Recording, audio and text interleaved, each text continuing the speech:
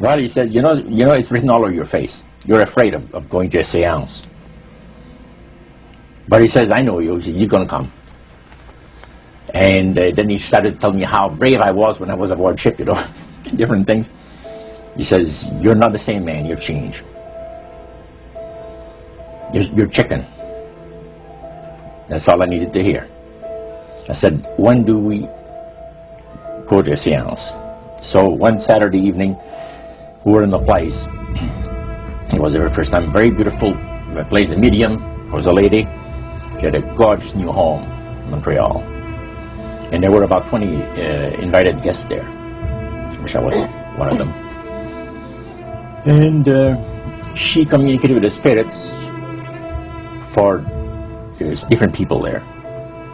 And they were telling them what the spirit said. One man said, I would like to talk to my friend that died 6 months ago. But I don't want him to appear. Just want to talk to him. Because he says, I don't trust you talking to my friend for me. So the medium says, let me inquire of the spirit. Yeah, the spirit will talk with you. And that big masculine voice was heard in the place. It says, hi Frank. It's nice of you to ask for me to talk with you. And they had a little chat. And after it was over, Frank says, this is the greatest thing on earth, to be able to talk with the spirits of the dead. Then the medium said, we have a very special surprise tonight for you people. A spirit will manifest itself openly here in a few minutes. And it's like a big gust of wind hit the building. And right through the wall. And the lights weren't terribly bright, but they were like living room lights. A couple of floor lamps, and maybe some of these. And that translucent being seemed to come right out of the wall. How did you feel right at that moment? It's almost like my heart stopped a little bit. You know, very weird feeling. So it was a lady in a beautiful evening gown, swirling. And she said to Mary, my dear sister, you are so wonderful to have asked for me. And Mary fainted and fell right off her chair on the floor. And a couple of guys jumped up and picked her up, and spirit gone. And that was the beginning of it. That's how you got into it. Yeah, that's the way I got into it. After a while, you see, there's something interesting about the human mind. You can adjust to an awful lot of stuff. You can adjust to a lot of things that would terrify you to begin with. After a while, they become common and ordinary. So you mean contact with the supernatural can become commonplace and ordinary and doesn't bother anybody? Yeah. In other words, the more that you do it, you're not uncomfortable. That's right. It's just not an uneasy feeling. Yeah. So how did you feel about it? Then I got into a secret society that worshipped the spirits, you see. Well, now how is that different from the seance, Roger? It happens that the seance are not involving in many ways. But when you get into a secret society of spirit worshippers, then, and especially when you're invited there by the direction of the higher-ups in the spirit world, you never get out of there alive. And this is exactly what my friend and I were up against. We didn't know anything about. And there was a very, very popular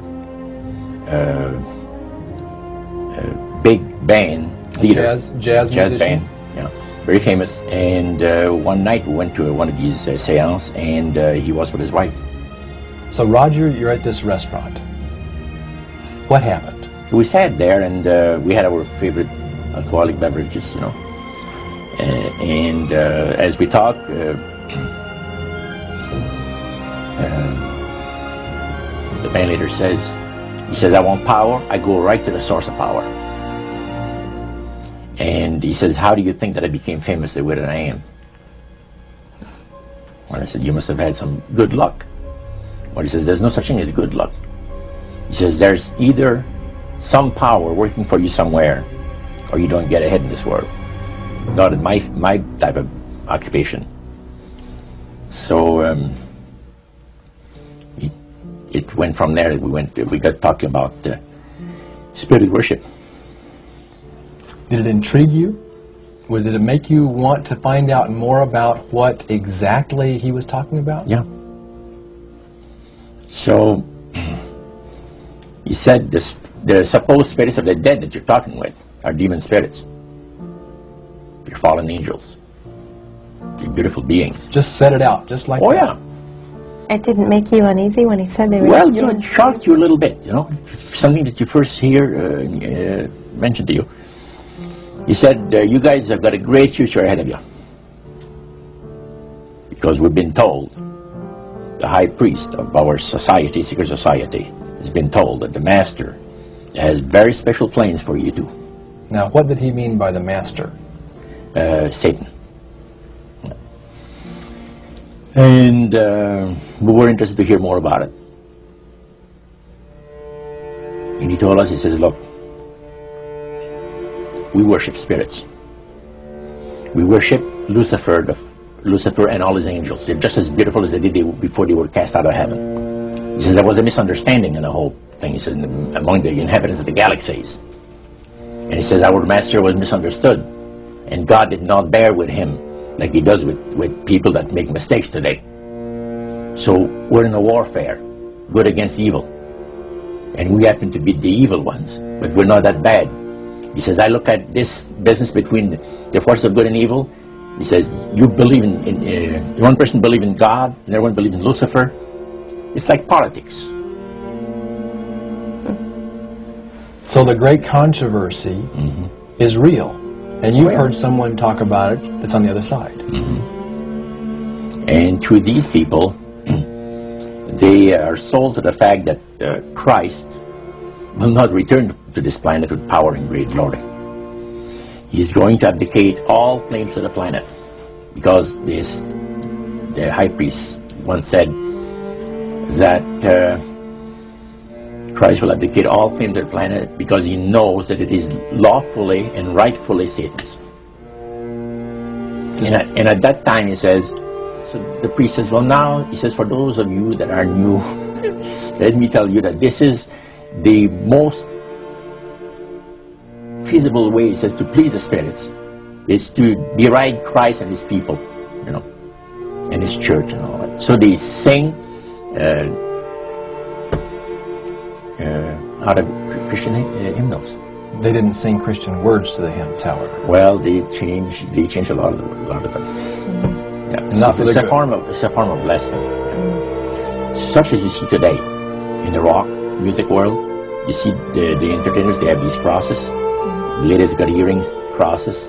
The guys got crosses. This is a form of blasphemy, a form of deriding Christ. You see, spirits cause the people to do that, to find pleasure in wearing this type of emblem, which is the cross is the emblem of the crucifixion of Christ to the Christians. Better to reign in hell than serve in heaven, is that it? Why not? I'm here on the ground with my nose in it since the whole thing began. I've nurtured every sensation man has been inspired to have. I cared about what he wanted, and I never judged him. Why? Because I never rejected him, in spite of all his imperfections. I'm a fan of man. I'm a humanist. Maybe the last humanist.